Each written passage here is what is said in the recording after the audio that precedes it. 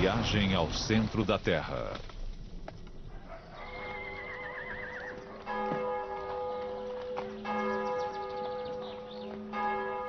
Na pequena cidade francesa de Amiens, perto de Paris, nasceu um dos escritores mais visionários de todos os tempos. Conhecido como o pai da ficção científica, ele acabou, segundo alguns, inventando o futuro. Seu nome era Júlio Verne. Há 150 anos ele escreveu histórias de aventuras e fantasias, muitas das quais são hoje fatos científicos. Seus heróis chegaram à Lua 100 anos antes da primeira tentativa real e deram a volta ao mundo em dias, numa época em que uma aventura dessas duraria meses.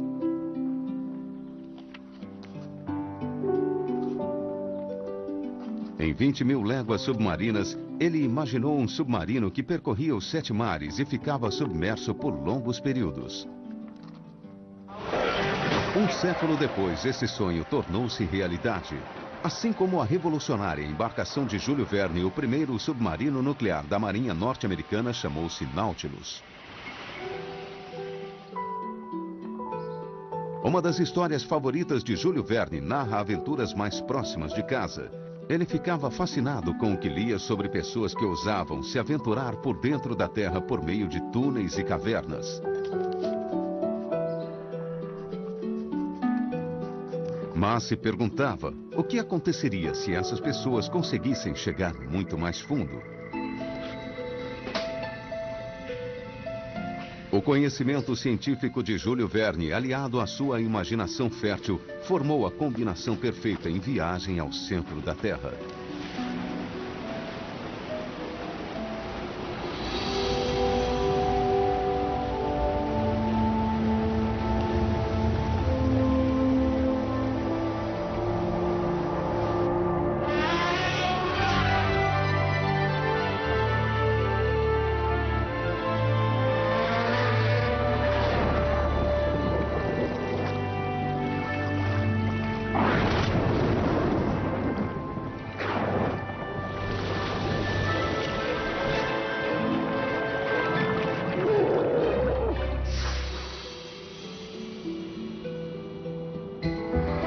Quando ele estava escrevendo o livro, sabia-se muito pouco sobre o interior do planeta. Os cientistas ainda engatinhavam nessa área do conhecimento.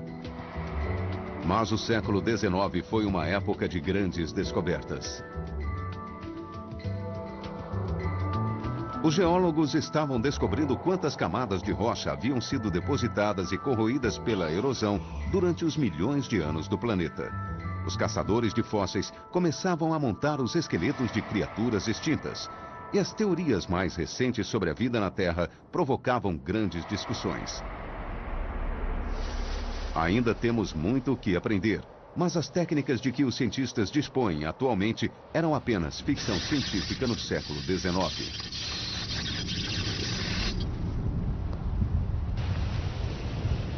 Hoje recolhemos gases dos vulcões e analisamos com tanta precisão que é possível saber o que acontece lá dentro.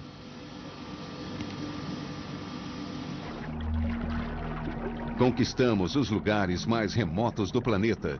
Descobrimos seu processo de formação e como eles continuam a se modificar. E aprendemos ainda mais sobre o centro da Terra, recriando-o em laboratório. Mas mesmo assim, ainda não encontramos uma maneira de chegar até lá. No centro do planeta fica uma imensa bola de ferro, o núcleo interno. Agitando-se ao seu redor, há um núcleo externo, de ferro derretido. Depois vem o manto com sua espessura de quase 2.900 quilômetros de rochas que se movem lentamente. A superfície da Terra é a crosta onde ficam as rochas frias.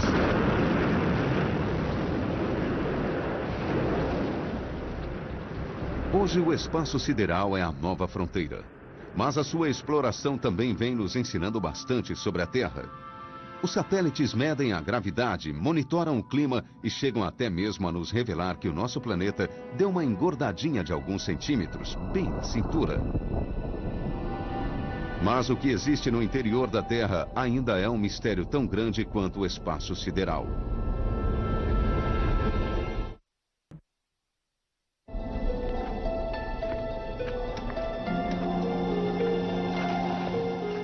Júlio Verne adorava as invenções tecnológicas e equipava suas aventuras com lâmpadas elétricas alimentadas por produtos químicos. Como sabia que as chamas vivas causavam explosões embaixo da Terra, ele inventou essa solução numa época em que a iluminação a gás ainda era um luxo e a eletricidade era desconhecida fora dos laboratórios. Os heróis de Júlio Verne, na busca de um mundo subterrâneo no centro da Terra, eram o professor alemão Otto Lidenbrock, seu sobrinho Axel e o guia islandês Hans.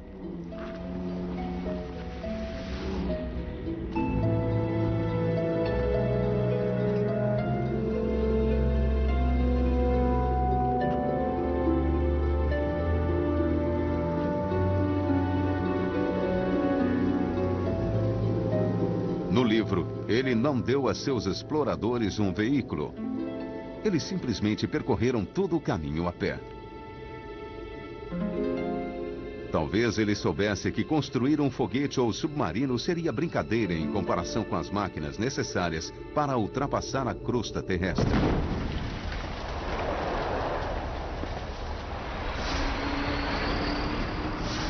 Será que conseguiríamos escavar um túnel até o centro da Terra com a tecnologia de que dispomos hoje? Se conseguíssemos, nossas usinas de força não seriam mais necessárias. A energia que extrairíamos seria de graça e não geraria emissões poluentes. Poderíamos descartar o lixo tóxico nesse incinerador incandescente. Grandes quantidades de minerais estão lá, esperando para serem trazidas à superfície. Há ouro suficiente para revestir o planeta inteiro com uma camada que chegaria aos nossos joelhos. Talvez conseguíssemos construir um sistema de transporte de alta velocidade por dentro da Terra, uma espécie de metrô global.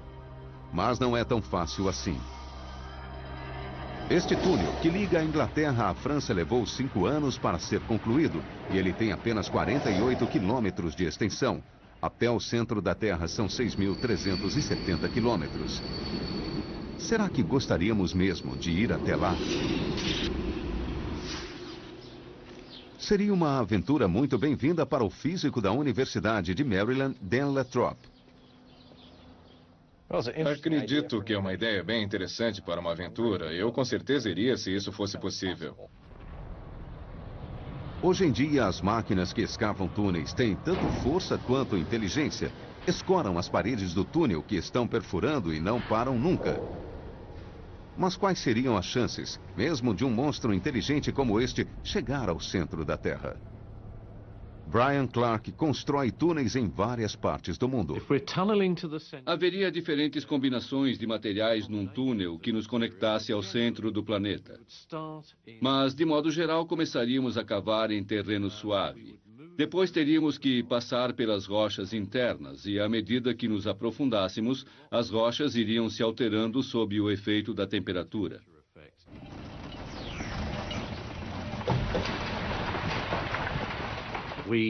É quase certo que teríamos que usar um braço com uma extremidade cortante, uma broca de carboneto de tungstênio para triturar e esmagar a rocha. Hoje em dia, as tuneladoras mais avançadas conseguem escavar 60 centímetros por hora. Nessa velocidade, se escavássemos 24 horas, 1000 anos para alcançarmos o centro da Terra. Teríamos que fazer com que essas máquinas trabalhassem muito mais depressa.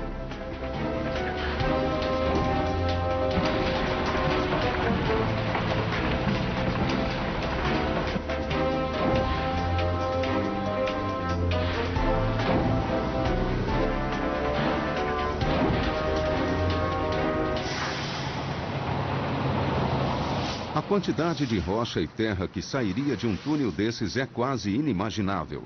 Precisaríamos de um depósito grande o suficiente para armazenar o carregamento de 4 caminhões gigantes por hora, 100 por dia, o que ao todo significa 36 milhões de carregamentos de caminhão. Isso se cavarmos em linha reta sem angulação. Teríamos que projetar um novo tipo de veículo capaz de nos transportar por esse túnel. Talvez uma cápsula que suportasse os extremos que encontraríamos nas profundezas da Terra. A cada quilômetro a mais de profundidade, a temperatura se eleva em 30 graus Celsius. E isso é um grande problema.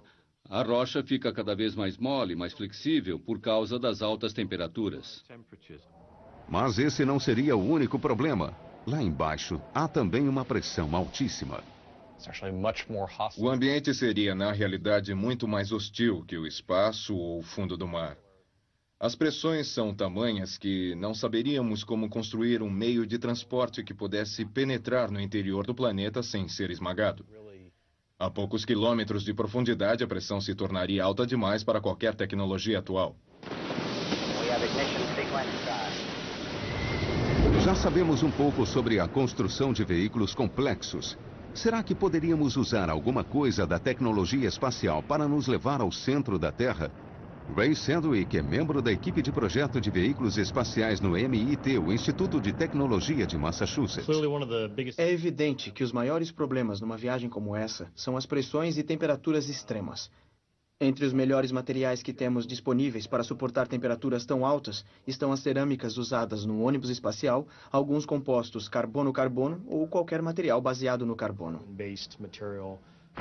Mas é aqui que está o problema. Os materiais feitos pelo homem, como a cerâmica e os compostos de carbono, suportam o calor, mas têm pouca resistência.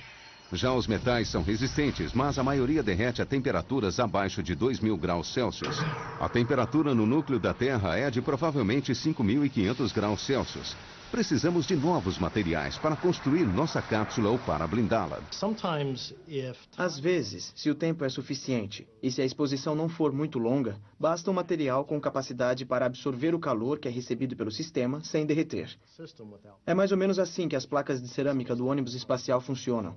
Elas isolam o equipamento durante a reentrada, mas se ficarem expostas àquela temperatura durante muito tempo, acabarão derretendo.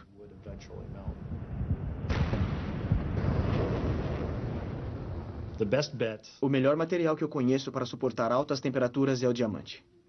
Além de ser o adorno mais valioso, o diamante também é a substância mais dura que se conhece. Podemos fabricar diamantes, mas será que conseguiríamos um que fosse grande o suficiente para uma cápsula? O diamante seria com certeza o material mais forte.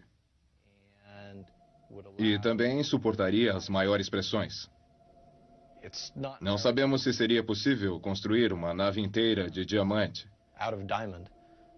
Mas seria algo bem interessante e útil se alguém conseguisse fazer. Para que a cápsula resistisse, teria que ser resfriada continuamente.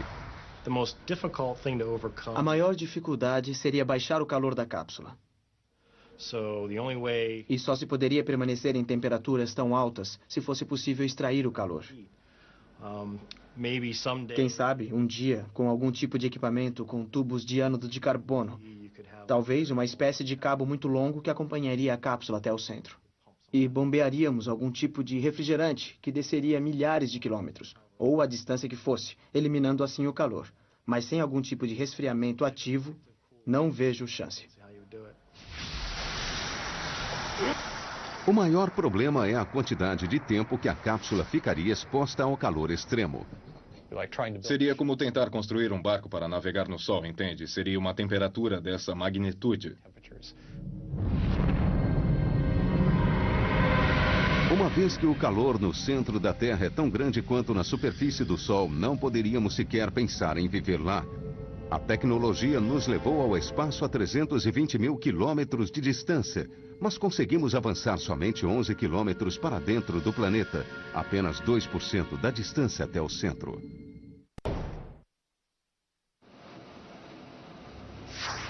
Bernie Wood é petrólogo. Ele estuda os minerais que existem abaixo da crosta e tenta recriá-los no seu laboratório.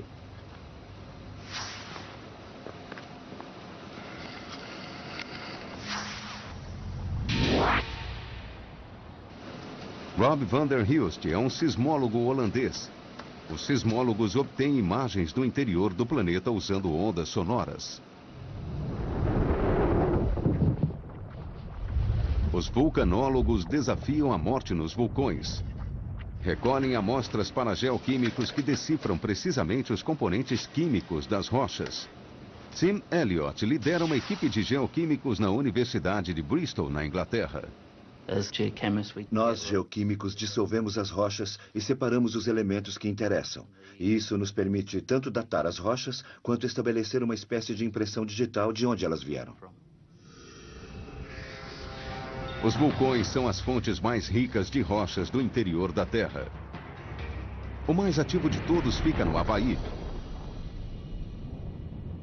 Este é o contato mais próximo com o centro da Terra que o ser humano teve até hoje. O vulcão Kilauea. Um lembrete do calor e do poder ocultos abaixo da superfície do nosso amistoso planeta. Este vulcão está expelindo lava há milhares de anos sem nenhuma pausa. Ele construiu sozinho essa ilha. A rocha derretida chamada magma sobe do centro da Terra e arde pela crosta. A torrente, conhecida como penacho, permite que o planeta alivie a pressão. Funciona como uma válvula de segurança. Acreditamos que o vulcanismo no Havaí é essencialmente causado pelo penacho quente que sobe para a superfície, o que ocorre porque o material no fundo do manto é aquecido pelo núcleo. A temperatura do núcleo pode ser até 2.000 graus Celsius mais quente. O aquecimento faz com que ele se torne menos denso, elevando-se consequentemente pelo manto. Uma boa analogia é a luminária tipo lava-luz, dessas que as pessoas usam em decoração. São luminárias como estas que conseguem mostrar o que está acontecendo no manto da Terra, a camada que fica entre o núcleo e a crosta. A rocha aquecida pelo núcleo sobe enquanto a que está mais fria na superfície afunda. Esse processo contínuo, conhecido como convecção, empurra o magma para a superfície até a sua erupção como lava.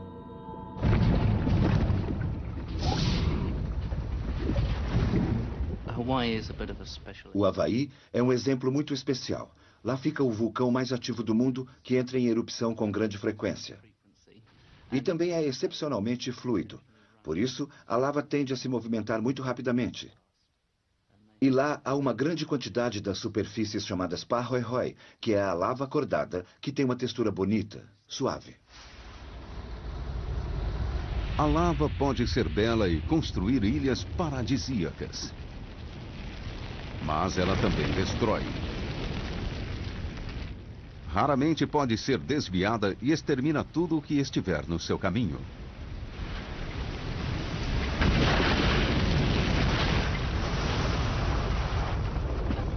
Maravilhados com as torrentes de rocha derretida que saíam dos vulcões, os primeiros geólogos estavam convencidos de que existiam imensas cavernas e espaços vazios no subterrâneo. É por isso que os exploradores de Júlio Verne percorreram túneis e cavernas até o centro da Terra.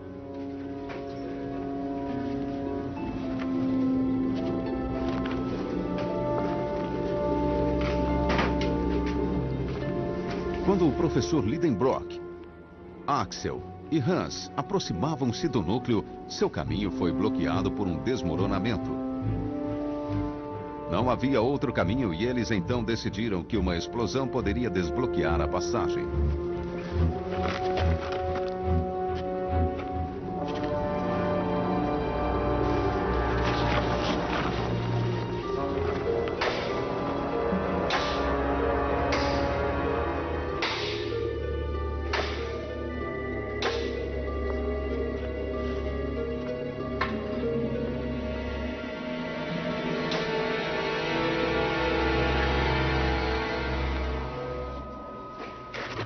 Júlio Verne sabia muito bem que a rocha derretida contida no centro da Terra estava sob uma pressão imensa.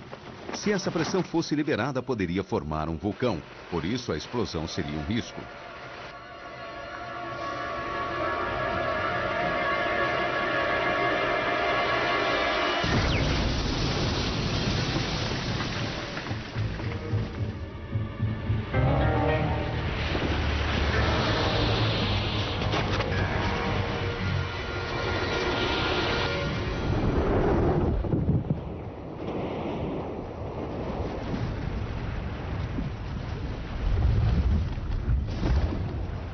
O objetivo de todo vulcanólogo é prever as erupções com precisão.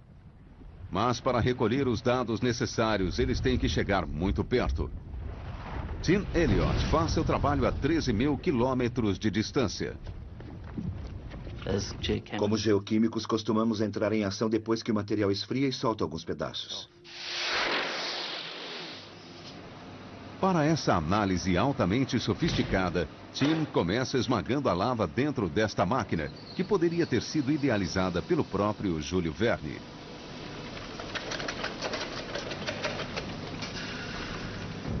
Primeiro, é preciso quebrar a lava em pequenos pedaços. Depois, ela é triturada até tornar-se um pó fino.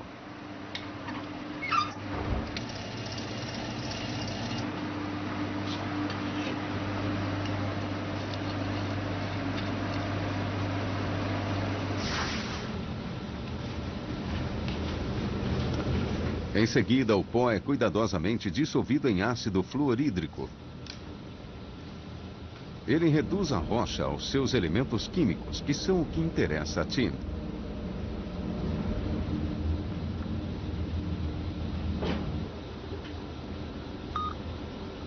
A amostra de lava é aquecida e o ácido evapora de um dia para o outro.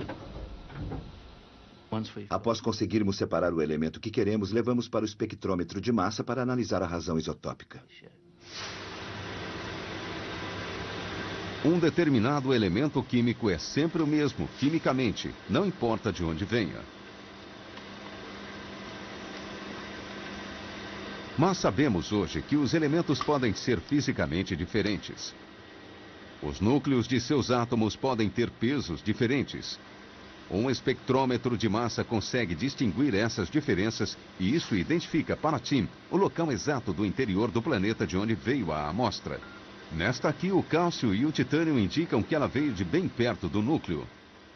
Isso nos dá uma pista de que essa lava percorreu todo o caminho desde o limite entre o núcleo e o manto. Mas para medir precisamente a profundidade do local de onde veio a amostra, e isso eu detesto admitir, temos que recorrer aos sismólogos.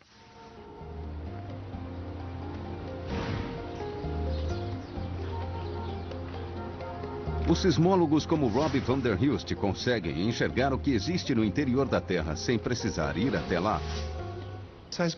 A sismologia é a única maneira de se explorar diretamente o interior da Terra. A teoria sísmica se desenvolveu bastante e a observação sismológica pode fornecer imagens muito mais refinadas. A sismologia é semelhante a uma varredura de ultrassom que consegue mostrar um feto dentro do útero da mãe.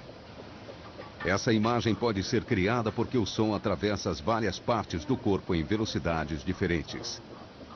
Ao contrário desse scanner que gera seu próprio som, a sismologia depende de sons naturais que ocorrem cada 1 ou 2 minutos. O som dos tremores de terra.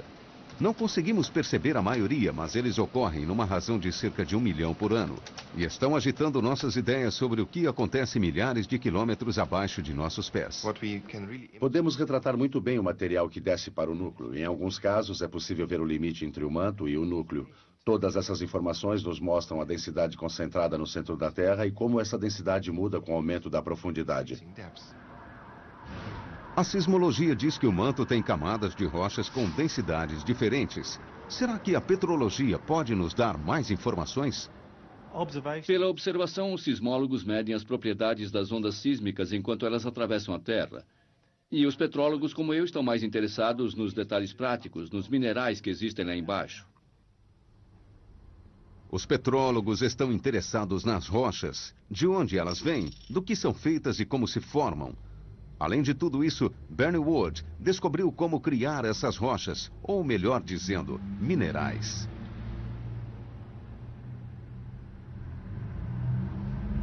Suas criações não são muito grandes, mas são idênticas ao que existe no interior do globo terrestre. Por que será que ele faz isso? Sabemos qual é a constituição do manto porque temos amostras que são trazidas à superfície pelas erupções vulcânicas.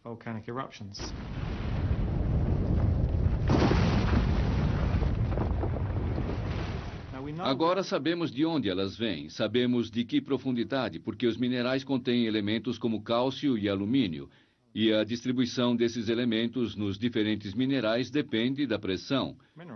E nós simulamos essa pressão. Por exemplo, submetemos uma amostra como esta a uma grande pressão e avaliamos como a composição dos minerais muda. Podemos fazer o caminho contrário para descobrir qual a profundidade exata dessa amostra.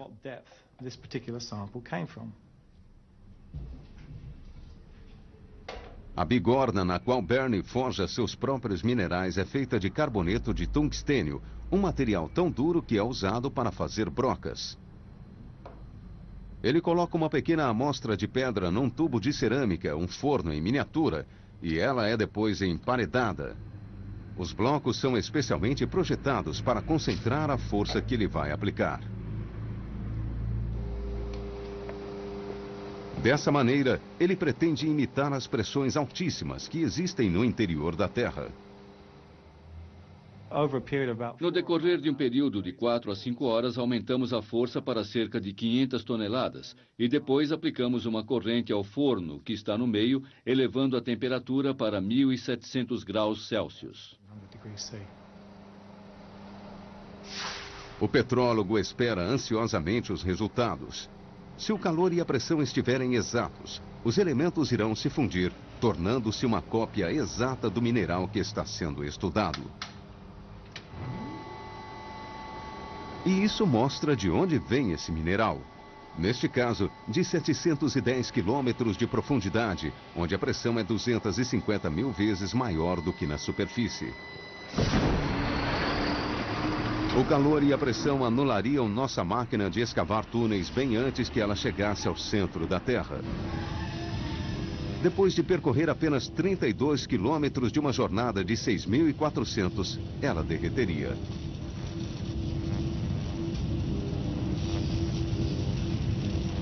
Mas se conseguirmos um dia solucionar esses problemas técnicos, poderá haver uma maneira de enviarmos uma cápsula para o interior da Terra. Teríamos que aproveitar a maior das forças do planeta, a migração dos continentes. A teoria da migração ou deriva dos continentes, também chamada de tectônica de placas, foi finalmente aceita pela ciência na década de 60, um século depois do nascimento de Júlio Verne. Ela diz que antes, as massas de terra estavam juntas num supercontinente que se dividiu em placas e migrou pelo globo terrestre.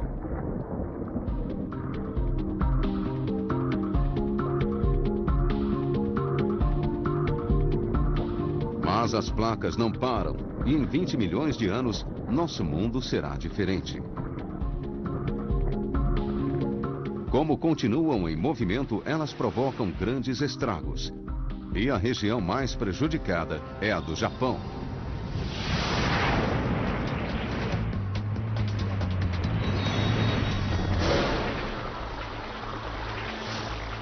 Tudo parece calmo, mas abaixo da superfície a história é diferente.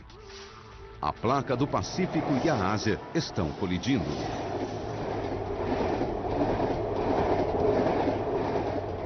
Abaixo da superfície, a placa do Pacífico está sendo levada para baixo da Ásia, num processo chamado subdução.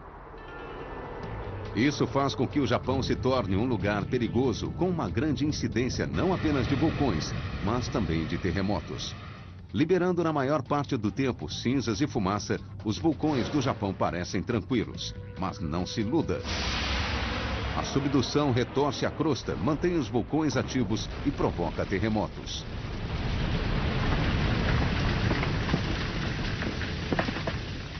O medo é de que o fenômeno destrua as ilhas que ele próprio criou. Tetsuro Urabe é professor na Universidade de Tóquio.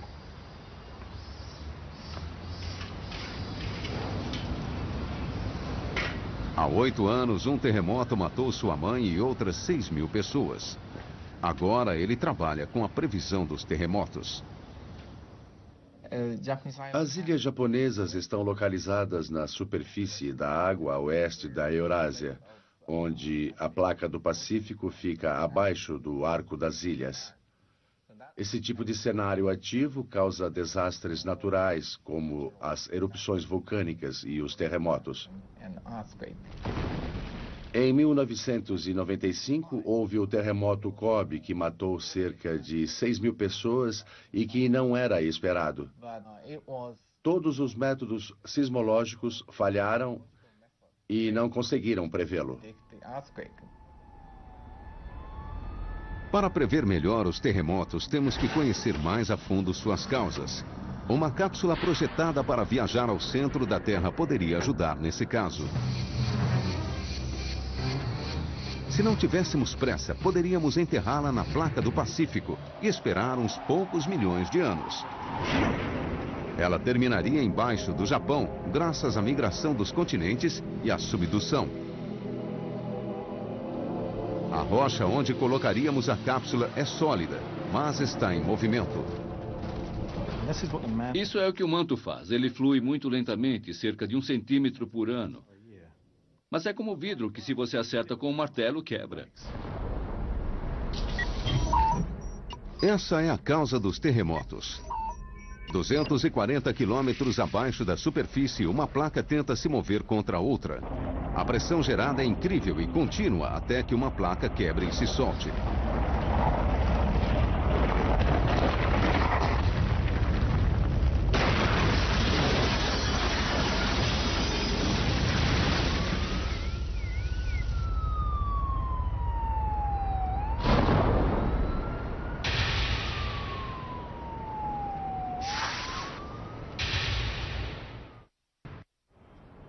Por causa de sua base instável, o Japão tem uma das mais completas redes de sensores de terremotos do mundo. 1.700 escutas enterradas procuram qualquer sinal de movimento na crosta ou no manto. Os dados são transmitidos para um centro de monitoração nacional que registra os menores murmúrios.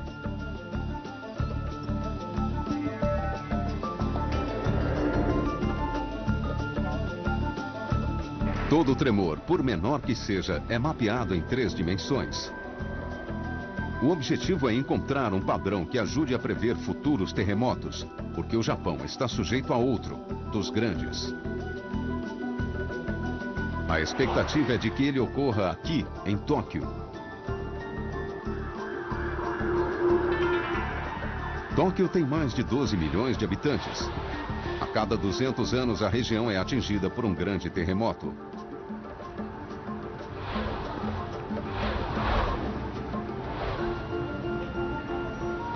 A cidade foi construída sobre uma intersecção onde 4 das placas tectônicas do planeta se encontram.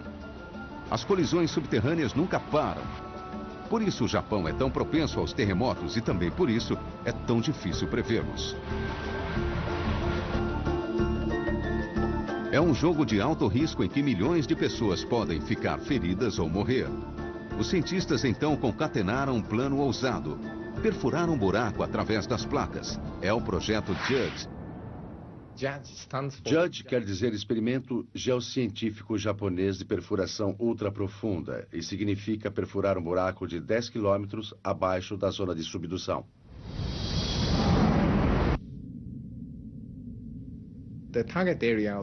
A área que o projeto JUDGE quer atingir é muito ativa.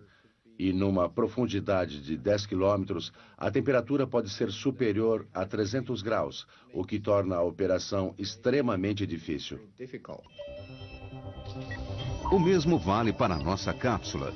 Precisamos de mais tecnologia para sobreviver à pressão e à temperatura intensas.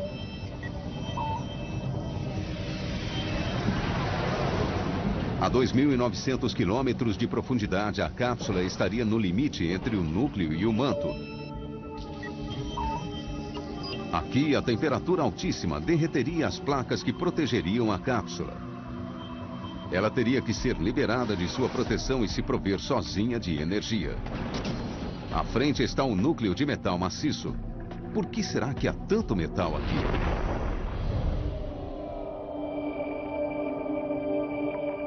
Há 4,5 bilhões de anos, um asteroide gigante atingiu nosso planeta.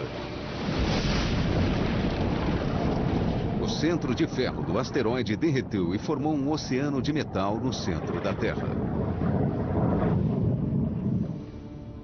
O núcleo externo é como um oceano subterrâneo. O ferro derretido corre como água e avoluma-se em volta do núcleo interno em tempestades. É isso que gera o magnetismo terrestre. Apenas 1% dele se propaga até a superfície, o suficiente para formar um escudo que se projeta 59 mil quilômetros e que nos protege dos raios solares e dos raios cósmicos. Às vezes podemos enxergá-lo. As auroras austral e boreal são os espetáculos criados quando fragmentos do Sol eletricamente carregados colidem com o campo magnético. Mas como é que o núcleo gera tanta energia magnética? Einstein achava que esse é um dos maiores enigmas da física. Jeremy Bloxham está tentando resolver o quebra-cabeça em Harvard. Apesar da raça humana saber da existência do campo magnético da Terra há cerca de 1000 anos, ainda não entendemos bem por que o planeta tem esse campo e por que ele muda com o tempo.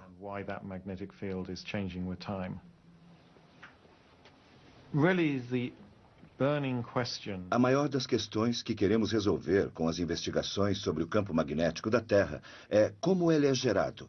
Que mecanismo dá origem a um campo que persiste há pelo menos 2 bilhões de anos?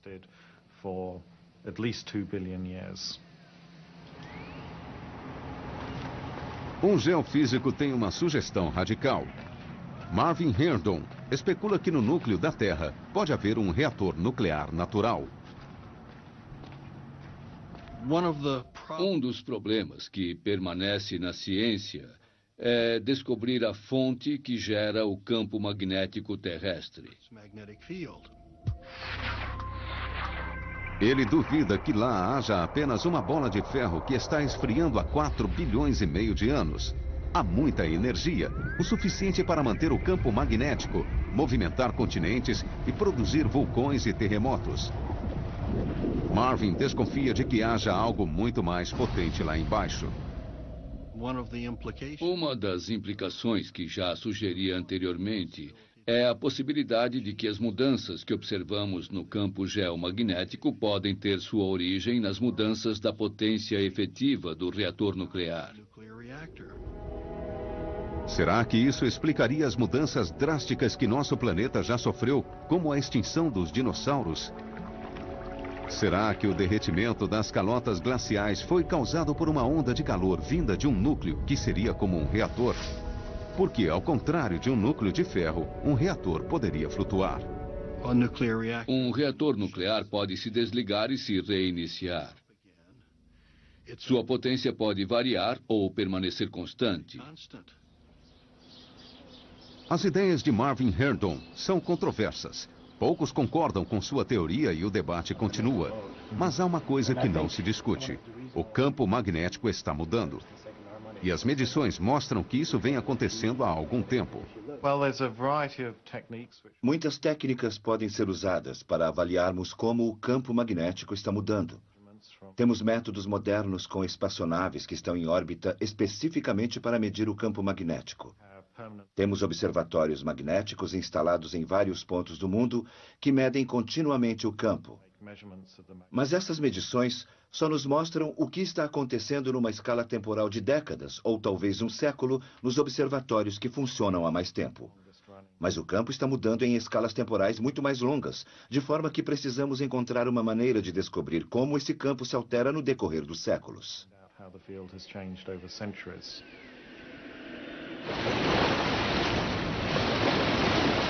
Felizmente, os navegadores sempre dependeram do campo magnético e aprendemos muito sobre suas variações através de seus mapas. As mudanças continuam. Atualmente, o norte magnético está saindo do Canadá em direção ao Oceano Ártico, numa velocidade regular de 16 km por ano. Mas uma coisa é saber que os polos estão se movimentando, outra é saber por quê. O núcleo da Terra é feito de ferro líquido, pelo menos em sua maior parte. E os movimentos desse ferro que conduz eletricidade podem criar o que chamamos de dínamo. No entanto, os detalhes de como esse processo funciona ainda são pouco conhecidos. Para fazer maiores descobertas, uma equipe da Universidade de Maryland está tentando construir uma réplica do núcleo terrestre em laboratório.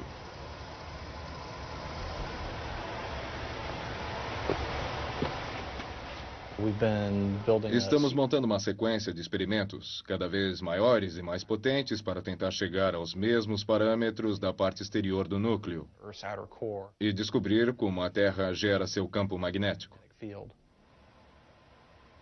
Há 3 questões principais que tentamos entender com estes experimentos. Queremos saber a intensidade do campo magnético do planeta. Também entender o que provoca e conseguir prevê-lo. E, finalmente, queremos saber quais são os limites de se ter um dínamo no planeta. Por que a Terra tem um dínamo e Vênus não tem? Preparando para 10 RPS. Pronto. No coração do dínamo de Dan Lathrop, há uma esfera cheia de sódio quente. O sódio se comporta eletricamente como o ferro, mas é 1000 graus mais frio. Uma hélice cria uma turbulência que se acredita que seja causada pela rotação da Terra. Até agora não se conseguiu gerar uma quantidade significativa de magnetismo, mas verificou-se que pequenas mudanças na velocidade e na temperatura afetam significativamente o campo magnético. Verifique se tem vazamentos. Não vi nenhum até agora. Tudo bem. Vou continuar.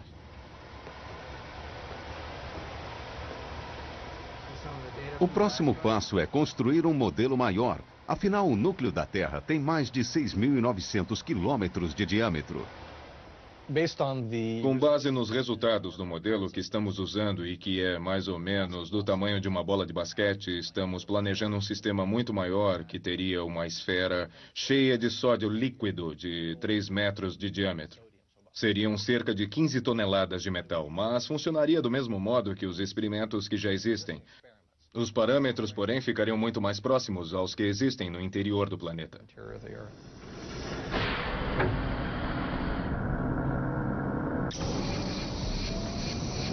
A cápsula que produzimos em viagem ao centro da Terra está por conta própria depois de pegar carona nas rochas.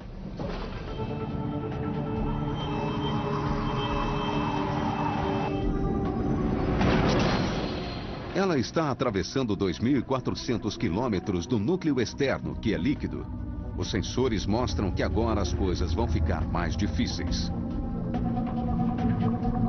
A cápsula precisa perfurar o núcleo interno, que é sólido. Por causa da pressão 4 milhões de vezes maior do que na superfície, tudo aqui é sólido.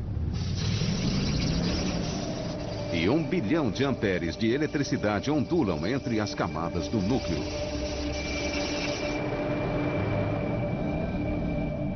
Este será o final da jornada, o centro da Terra. O único lugar do planeta onde não há gravidade.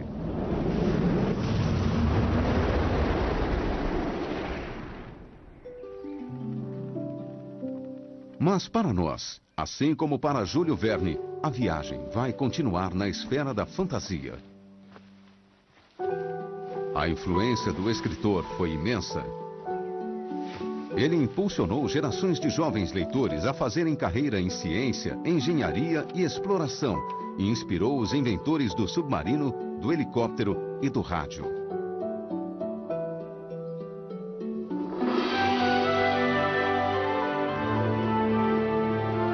A aventura de Júlio Verne conduziu o professor Lidenbrock, Axel e Hans numa viagem incrível.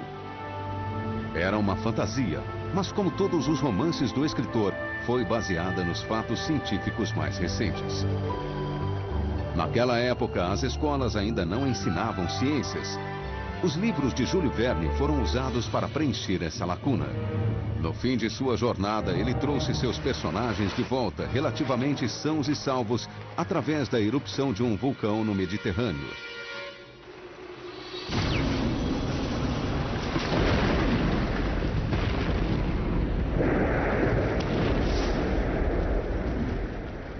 É exatamente dessa maneira que a Terra se recicla. As correntes de convecção do manto carregam a rocha para aberturas vulcânicas onde elas são jogadas para a superfície.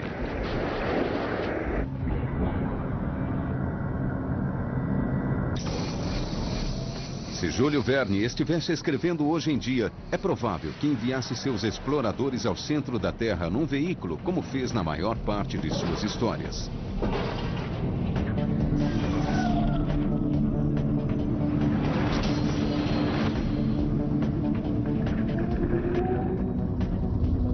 Mesmo hoje, no século XXI, a tecnologia ainda precisa percorrer um longo caminho para realizar este sonho. Júlio Verne disse uma vez que sua mente estava cheia de ideias improváveis, mas que qualquer coisa que um homem pode imaginar, outros poderão realizar. Se ele estiver certo, um dia seremos capazes de fazer uma viagem ao centro da Terra.